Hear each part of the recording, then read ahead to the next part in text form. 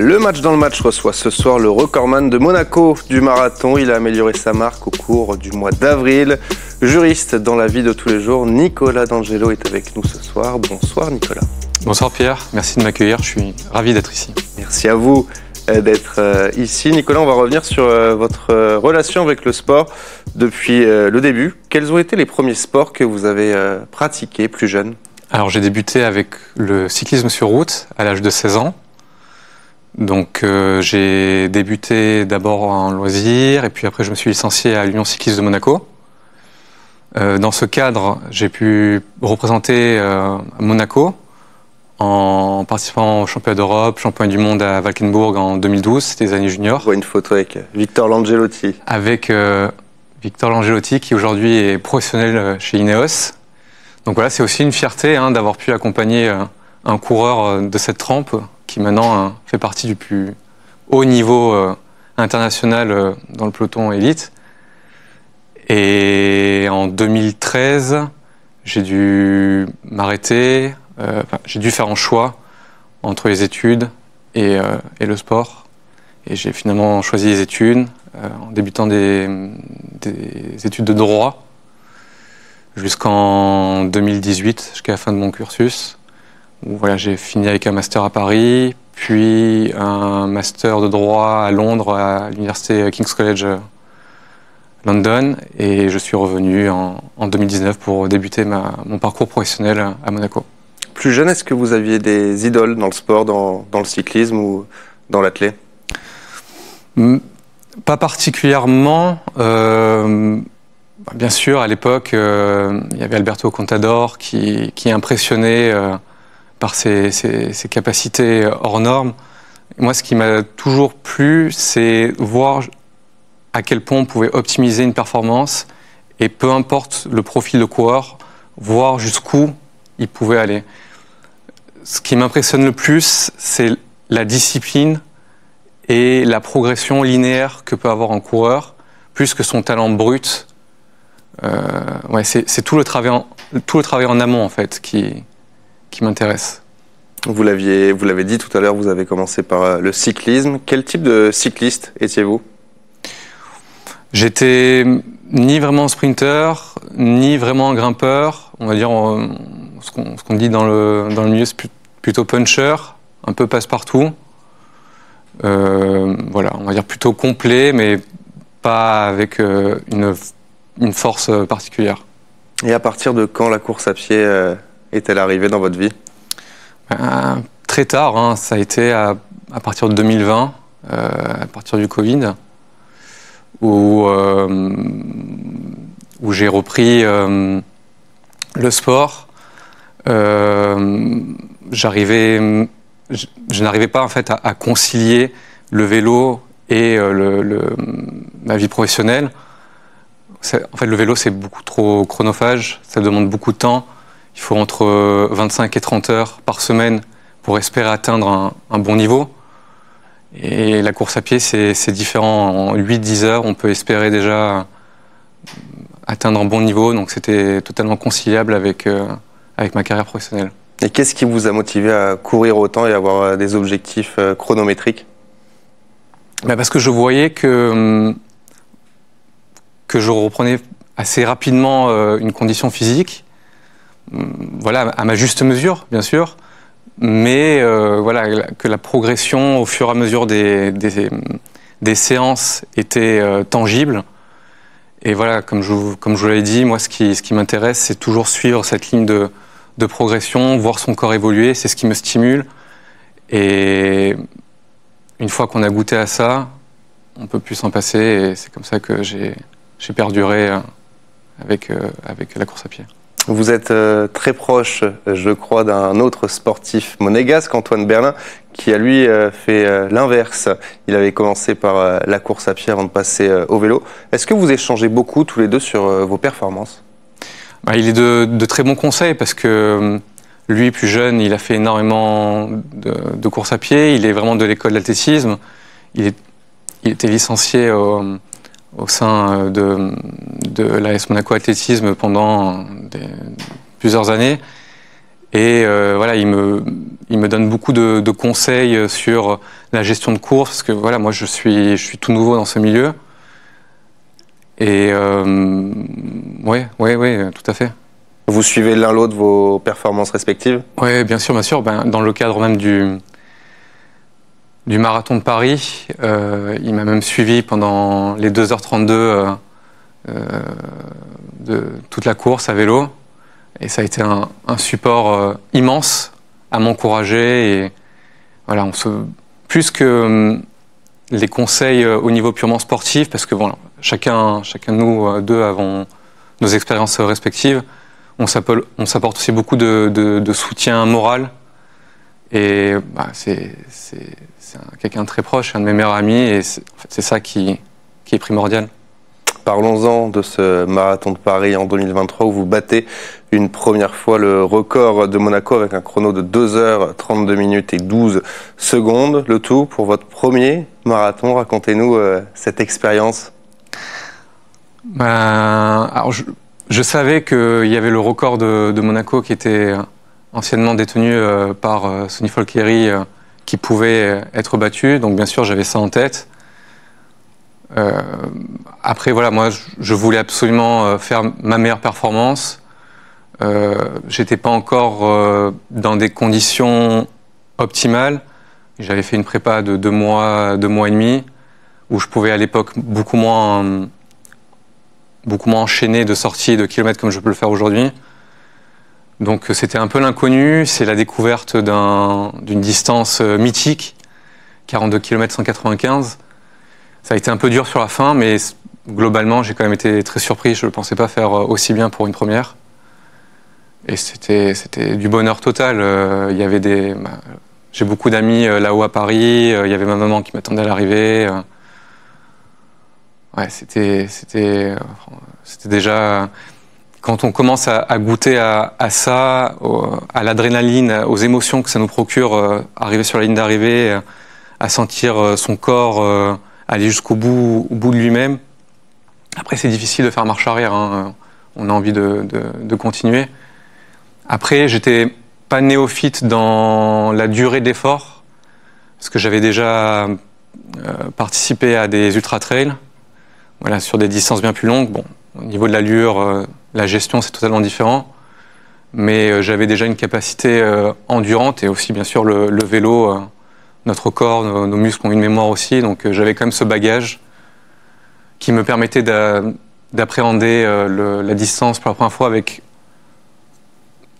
un peu de retenue quand même, mais une partie de moi aussi était confiante. Je savais que j'avais la capacité d'affronter cette distance déjà dans de bonnes dispositions. Vous l'avez dit à l'instant, vous avez participé à des ultra-trails. Sur quel format vous prenez le plus de plaisir? L'ultra-trail, c'est... Ça, on voit la photo à l'arrivée aux 90 km du Mont Blanc à Chamonix. Donc 90 km et 6600 mètres de dénivelé positif. Rien que ça. Rien que ça. Et en fait, ce qui est incroyable dans cette course, c'est que j'ai été invité 3 semaines avant la compétition.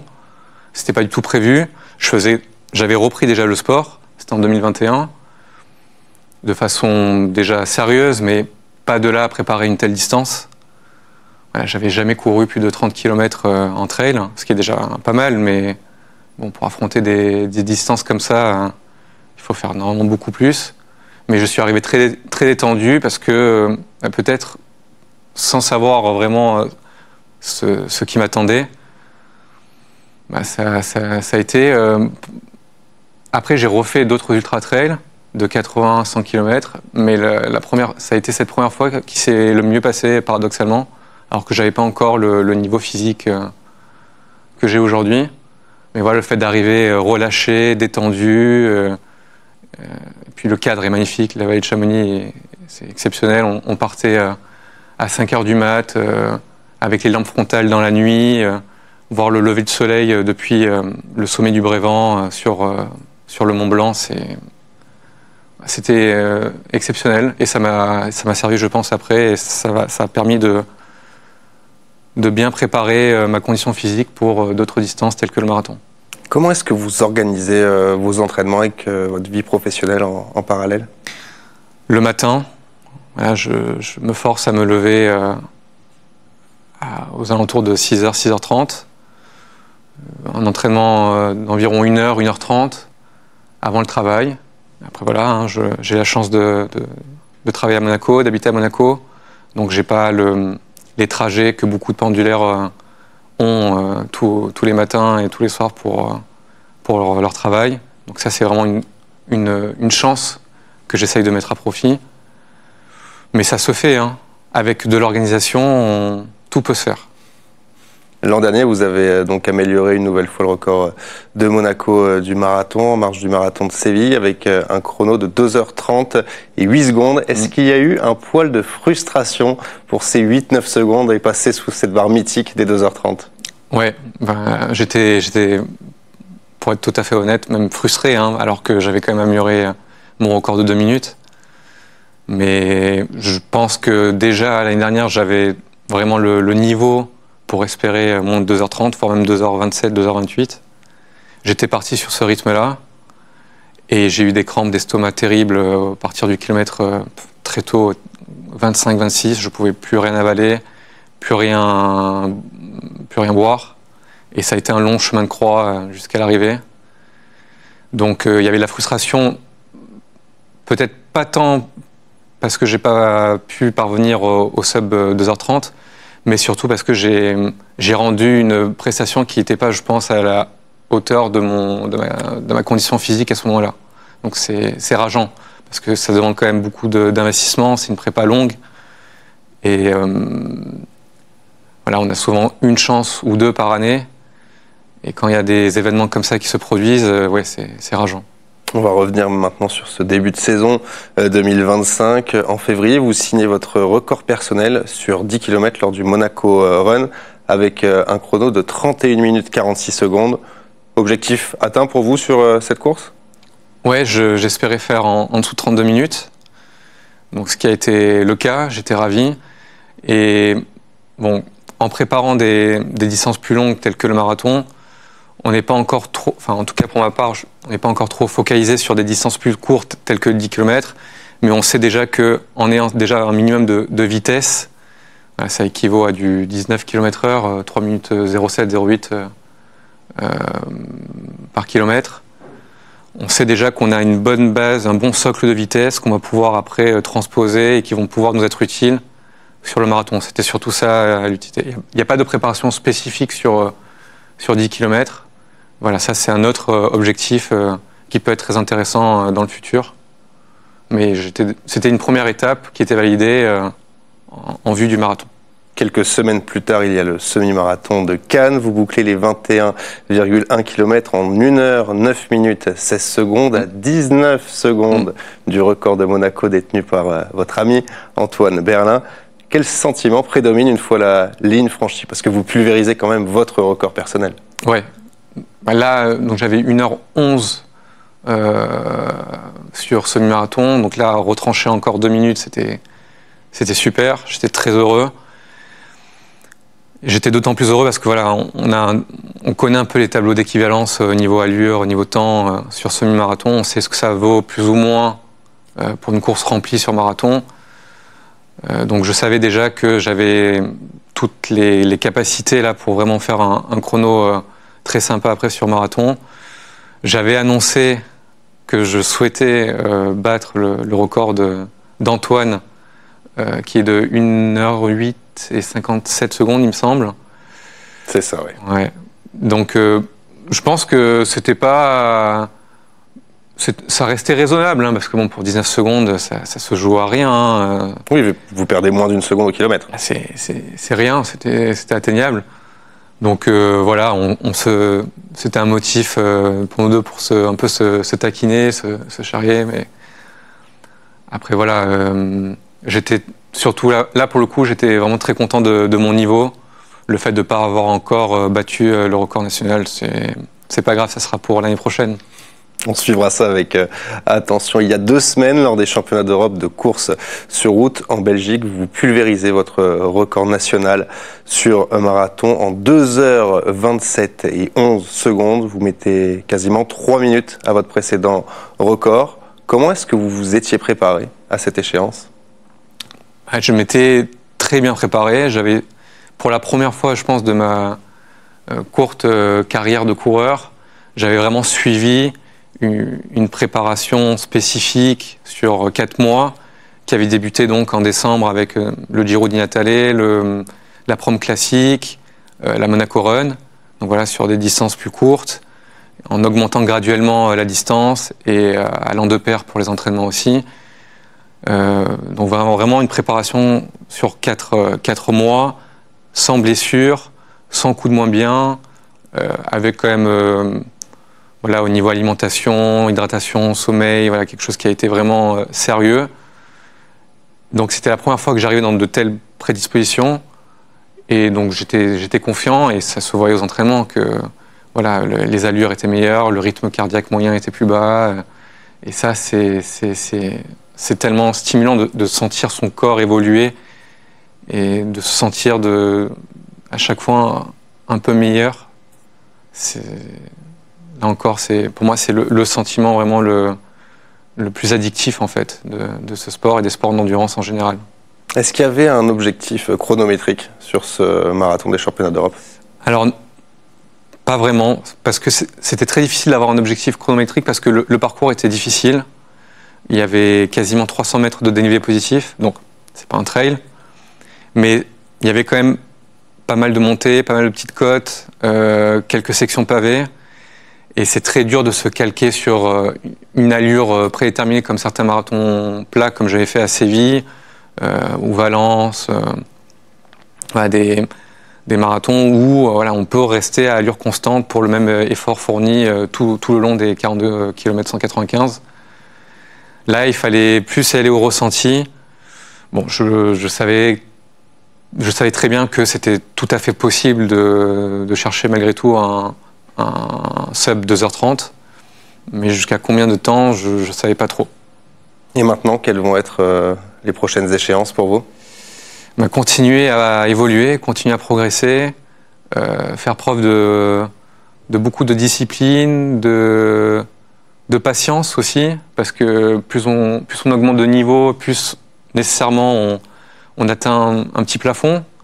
En tout cas, les secondes sont de plus en plus difficiles à retrancher. Ça ne veut pas dire qu'on ne peut pas encore en gagner, mais ça devient de plus en plus difficile. Donc il faut faire preuve de patience, être sûr certain du process que l'on met en place, être confiant sur celui-ci et continuer à retrancher des minutes. Là, le fait déjà que le marathon de Bruxelles ne soit pas plat, ça laisse espérer déjà sur un marathon plus plat en fin d'année, déjà retrancher encore 2 ou 3 minutes. Je pense que c'est raisonnable d'espérer cela. Autour de 2h24, je pense que c'est déjà possible. Et puis voilà, essayer de rabattre quelques minutes chaque année. Moi, je ne me refuse pas d'espérer faire 2h18, 2h19 sur du moyen terme. 2-3 ans, c'est possible. Et à long terme, l'objectif ultime, quel pourrait-il être? C'est déjà continuer à représenter Monaco à l'international sur des compétitions. Ça, c'est une chance énorme. Il faut être à la hauteur de ce privilège qui m'est octroyé. Et voilà, sur ça, je tiens à remercier sincèrement la Fédération monégasque d'athlétisme, le club. Voilà, c'est pour tout ce qu'ils mettent en place. Je suis extrêmement reconnaissant et je veux leur faire honneur, représenter dignement la principauté. Au-delà du record personnel, il y a 2 semaines, ce qui m'a rendu particulièrement fier, c'est de voir que Monaco était à sa place, qu'elle méritait sa place dans ces championnats d'Europe et qu'elle ne faisait pas pâle figure. On a des nations telles que l'Islande, telles que la Bulgarie qui sont derrière. La Slovaquie, la Belgique, il me semble, sont quasiment dans les mêmes temps, juste avant. Et ça, vraiment, ça me motive de toujours être à la hauteur. Donc voilà, il y aura des championnats d'Europe, championnats du monde sur semi-marathon, sur marathon, sûrement auxquels je vais participer prochainement. Après là, c'est dans longtemps, c'est dans 3 ans. Pourquoi pas espérer des Jeux Olympiques? Bon, c'est quand même, c'est encore loin et je me permets pas encore trop d'y penser. Moi, je reste vraiment focalisé sur ma performance et essayer vraiment de légitimer au mieux ce rêve, en fait, au fur et à mesure.